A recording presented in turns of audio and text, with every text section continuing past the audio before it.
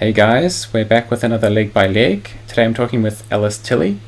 She won the Red 4 today at Northwest Orienteering Club's AOS event, and I'm interested to see how she tackled quite a physically and technically challenging course. Thanks Alice for coming on leg by leg. Here's your course from today. Today we're going to use Route Gadget. This is the first time we've used Route Gadget to show leg by leg, and you can access Route Gadget here at rg.orienteering.org.nz, and our course is uploaded from today's event, which was supposed to be on the 16th of August, but was delayed. So Alice, can you take me through your course from the start? Yeah, How did you approach number one? It was a bit tricky out there today. A lot of the green and the contours made it a lot more difficult to, I guess, pick out handrails. But for me, I picked up that fence line at the start control. So I used that as my main handrail while I got in touch with the contours to my left and my right. And you can see that I popped up in between that big hill system, just where my green line goes inwards. So there's a saddle there that you're noticing. There's a hilltop and this high point over there. Yeah. I found that quite obvious. So as you can see, my line dips straight in. Yeah. And then I saw the contours falling away, and that let me know that I was in that re-entrant. You've got that nice shape. Yeah. Able to see the clearing to the right-hand side as I was running down the re-entrant. And that gave me a really good handrail. Quite a large to know. Yeah, that's right, Jean. Cool. And I also noticed, see how the contours slip away a little bit just below that clearing? That indicated to me that my attack point was approaching. So you mean there's like a flatter part here and then it gets steep because the contours are closer together? Yeah, and that was my attack point. Oh, so nice. I knew I could see the clearing, the contours flattened out, and I was just dropping into that little re-entrant where control 1 was. Cool. That's really well done. Get rid of that little guy. Hang on. Cool. We'll get on to number 2. Yes, number 2. Oh, this was, I quite like this one. A bit tricky. That massive re-entrant was a really good feature to pick up.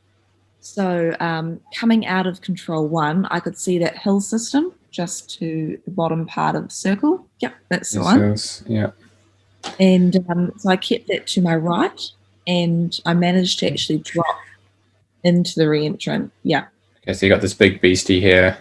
Yeah, so I tried not to drop too low because I knew I had to climb back up to get to 2. Oh, yeah. So green line actually. Yeah, it's perfect. Matching the contours perfectly. Yeah. Nice. And I was actually lucky enough from coming over the hill at 1, I could see those 2 hills just above 2. Yeah, that's right, Jean. Yeah, I could see those 2, so I could sort of get my compass orientated and head directly for the hills. Mm-hmm. I came round. Yeah, that's right. I came round that side of the hill just to keep my handrail to my left-hand side. Yeah. And that way I knew exactly where I was when I came over the hill. So yeah, around this spur here, you're not up here, you're not up here further, and you're not further. You haven't drifted further down because you've kept the steep part. Correct. Because I knew if I got in between the 2 hills, through there, that I would end up totally just not even in the right place. So I played it safe, and luckily that played out well for me. And then just dropped down into that re-entrant. And you saw the shape from the top? That re-entrant shape? Nice. And cool. My catching feature, because number 2 being on a slope, I actually had the spur just coming off to the top of number 2.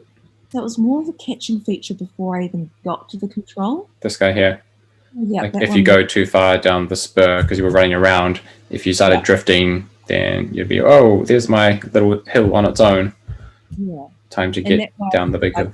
Actually dropped before I got to the control, so it made for quite an easy entry. Yeah, safe. Okay, 3. 3. Kept my height. That was the biggest part. So I had that hill system that I already identified as my catchment feature just to the right. Yeah. I hugged that. Contours flattened out a little bit. I kept a straight compass bearing. I could see that slope to my left, and then those 2 knolls were quite obvious. Oh, these guys here? Yeah. Yeah. So I went between the 2 of them, and then my attack point was the reentrant just before it. This very distinctive, just under the purple there, but yeah, it's quite sharp. And then over the spur and into the control. That's nice. Yeah, and just for anyone who's interested, follow this contour around. This control is at the same height as that control. So it looks like you've gone up a contour there, and then you've gone down a contour there, and then you should be at the right height. So just another thing to bear in mind. If you're going up too much and down too much, then maybe you're doing something wrong. Okay, we have a longer leg. Yeah, but this was a We tough can fit one. this on the screen. Quite a few horses had long legs like this. And Yes. the first thing that popped out to me was that fence line running through right from the start triangle all the way down. So I knew that I had to cross that at some point. My main motive here was I could see above 3, there's that big hill system. There's a big guy here for these contours. Yeah. I knew that was going to go up to my right. Mhm. And then I wanted to keep that just to my right as I was running along. Aim was to hit the fence as my first stepping stone. Mhm. So I used that hill system as my handrail, fence as my first stepping stone, and then I knew I needed to climb. So I used that next system, next where Jean's just put his Yeah. pen. So you just more uphill, more contours here, just counting them off. Yeah, just use it as my handrail. Made sure I was going up the reentrant. And I actually managed to see those little erosion gullies as well. These 2 little guys? Yeah, Nice. which gave me a bit of confidence and I knew That's exactly bonus. what it was. Yep. But you're feeling pretty safe with this. You've turned this big reentrant here into a handrail. It's a big contour handrail that you can follow. And being so big, it's really easy to, as you say, Jean, to use as a handrail and pretty much just climb your way up. It's always better to use the terrain, like let the terrain do the work for you rather than you're trying to avoid all the individual contours. So as I hit the track, I gave my brain a little bit of a rest as I went around the corner, and took a compass bearing straight through, hit the road. Even though I took a compass bearing there, I could see that there was a hill system to my left and my right. So I knew that I was going through the saddle part. So I knew I wasn't going over the hill because I wasn't climbing and going over, but I was going through the shallow part. Yeah. And then my next stepping stone was just where the contour, the reentrant finishes on the main track. It's this guy here? Yeah. And then I knew I needed to head inwards. Cool. And then my next feature was was taking compass, are you? Yeah. And then I could see the fence. I knew I had to cross the fence. And then my next step was to just head up the reentrant. And it was quite dodgy, approaching it from the bottom. I had actually thought about taking the track around the top and dropping down into the control. Instead. But I knew with my contours, I could see that there's this number 4 was on a slope and the contours were quite close together. So if I headed up that way and I got sucked into that reentrant, I knew that I would fall into it. Whereas if I was to the right-hand side, you would end up at the track. Yeah. I knew if I was going, I'd end up at the track, and that would be like the contours would be a lot smoother as well. I wouldn't have that. So it's really steep over here. It's flatter, but still going uphill over there. So you can kind of cross that off and cross that off. And if you're in neither of those, then you're probably heading up the middle. And good direction as well, because if you can't see that clearly in some of the light green, then you begin to get a bit hopeful and you start like, oh, maybe over there, maybe over there. So you've obviously been pretty strong on the compass. Yeah, and another good tip that I always use is when I get to my next stepping stone or I'm using a handrail, I stop.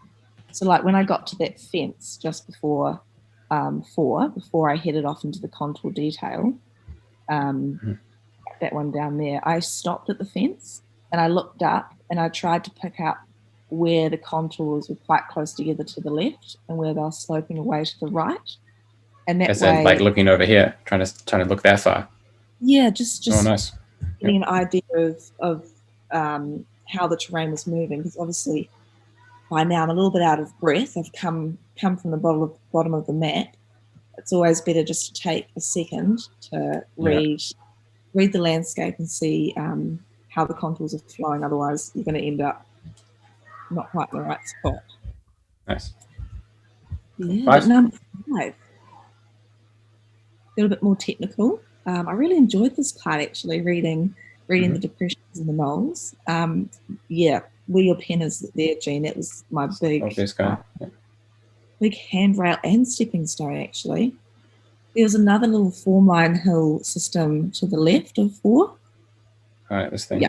Oh, yeah. So I just came between the two, hugged the side of that hill system next to 5. Yeah, perfect. And then just dropped out. And that was my attack point, the just that hill above 5. Oh, this guy here, you could see that. Yeah, and then it's directly downhill from there. Easy peasy. Yeah. No, nothing else can go wrong. Can you go directly downhill? I probably can at red level. Cool. Oh, another long one. Whoa.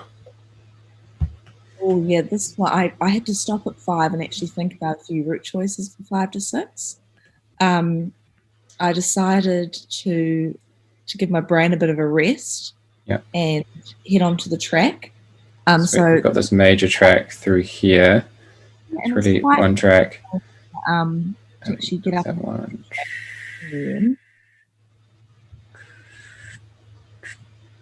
Yeah. So they're all the tracks that you could like really think about using on that, and that simplifies everything quite a lot. There's a lot of noise on the map that's not really that helpful. Just a track network. There was the route choice of going past the finish and somehow getting through with those fences. If I came down. Yeah, you could. I think you'd get screwed over at some stage. Probably would, probably more towards the end, close to Control 6, getting back up that hill. Yes, in the end I went for along the road. My first stepping stone was. Oh, I see. Were you thinking? Oh, you could have done. Okay, that's interesting. Yeah, I didn't actually even think about that, but yeah, it's actually doable if this wasn't as filthy as it is. Yeah. Even your stepping stones and handrail, you wouldn't be able to pick many features up, especially coming from the bottom up. It would be a bit. Yeah, that's nasty. No. But yeah, but back to my route. I went a lot. Yeah. Just for your penners, Jane, I saw that was a really obvious hill. So it was my first stepping stone. Second stepping this guy here? No, just that one. Oh, yeah, this one, yeah. Yeah. It's a nice hill, yep. So it was really obvious, and I knew I had to head in there. Over the saddle between the 2 depressions is my next stepping stone. Oh, yeah, it's a depression. Through. Yep, nice. And then back to the track. Yep. Contour around the hill, and I actually saw that little hill just that one there. So it was my 3rd stepping stone, and then saw the clearing just where your pen is there, Jean. Yeah. Saw the clearing. It's this thing here. Yep. Jumped across the track. And then I decided. You can see I actually do a bit of a zigzag up the track. I decided to just after having all that map reading, let's take the track and minimize the amount of errors that I could make. Especially coming into control, you've been running all this way. This is where the mistakes are going to happen. So I ended up getting to the top of the ridge, and just for your pen is there, Jean. So this guy turned off. Yeah. So that was my 4th stepping stone. And I actually stopped at this point and remade a plan for my entry into the control. Just because it's such a long leg, it's a lot of brain power to keep focus for that whole time. Yep. So you can see I had quite a hard line coming off the track into 6 because the contour slips away so easily. So I stuck to the side of the contour Sticking area. through there. Yeah. Saw that depression on my left. I thought, great, there's my sausage. Yep, big time. And then went straight through. Could see the two. I think there was actually a depression to the left. Yeah, there's a depression there, but that's a hill, and that's a hill. Yeah, and then you've got depression. Yeah. So it was a really because the hills were so big today, it was really easy to use those hills and those big depressions as my handrails. And I suppose once I got close to the control, I actually stopped and remade a plan for the entry, because a lot of the time that's where the mistakes happen, is around the control circle. Sweet. All right, this short leg. Oh, I quite like this one. It's vague and a bit technical. So I jumped, went through the depression, kept that form line hill to my left. And I had to slow down here because you drop down off the contour and it's quite vague.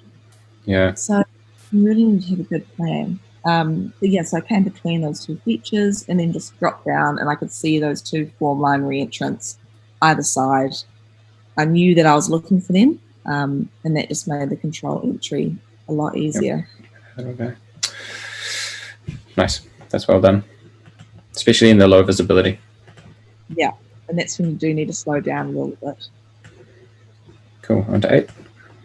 7 to 8. I definitely wanted to avoid that green stripe. So actually, this is a really good example of a handrail. I kept my height. Yeah. And I actually used that whole spur coming down as my main feature. Yep. Big spur. Yeah, and then got to that vegetation boundary, and then once again used that as my handrail. So that's that vegetation boundary. Yeah. That's right. And it just came straight up along there, which led me nicely into the next hill system. So this thing here, you saw that? And so that was really obvious. So now I've had my spur, my vegetation boundary, and I can see my next hill system. I kept my height as low as I could, because I knew that I would have to climb the other hill system anyway. So don't get up on this guy, don't go there. Don't need to do any extra climb.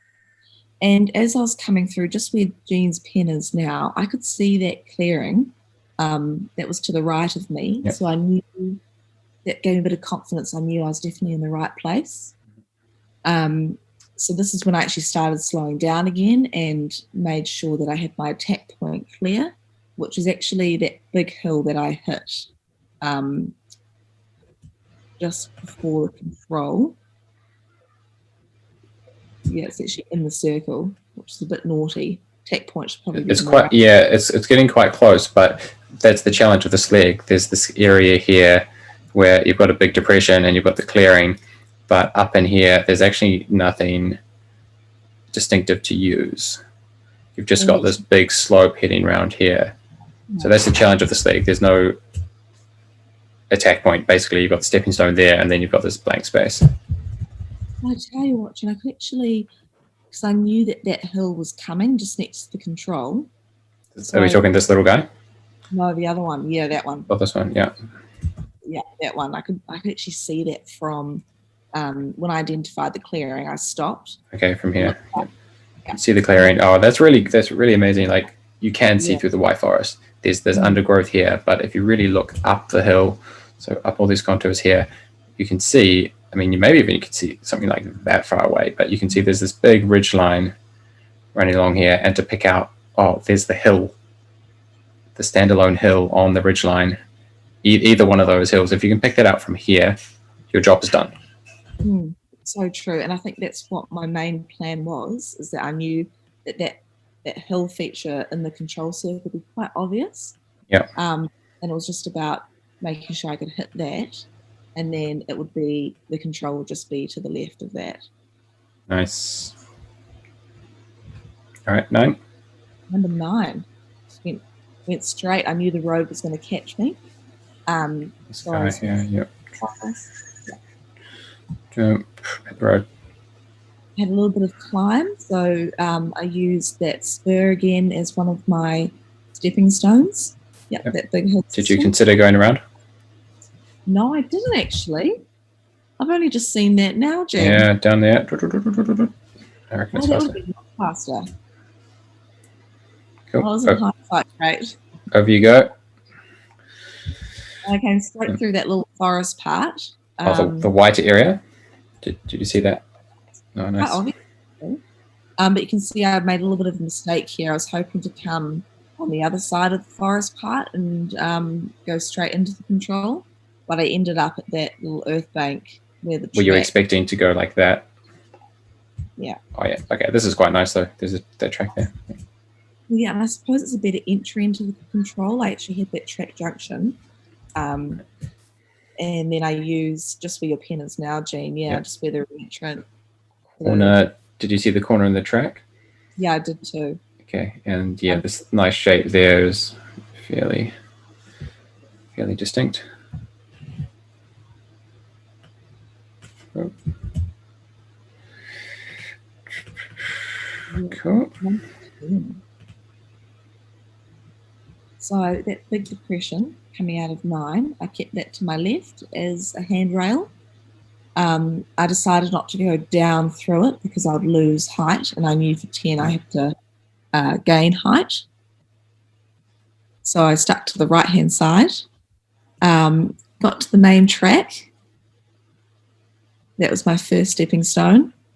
And then I used the track on the other side to get past that hill system. But where 10 is, that's quite a big hill there, isn't it, Jean? That's quite a big system. It's pretty high. Yes. Got 1, 2, 3, 4 contours. That's 20 meters. It was a really good handrail to use, even though I could have run off the track. It was more about, at this point of the race, I've got, 2 controls left. It's about keeping that mental side together, because this is when the mistakes are going to happen. So I kept that hill system to my left. I could see that other hill to my right, so I actually just made sure I came between the 2. Mm-hmm. And then so I didn't miss number 10 because is that 2 contours higher, Jane, I think? So the tracks here, you've got 1, 2, and the third contour is above the control. So you can actually see my green line just heads off on the track and slowly comes up onto the spur, and I knew that the knoll would be just tucked in behind the re-entrant. And then number 11. So I'd already had that hill system, that Jean's drawing up now.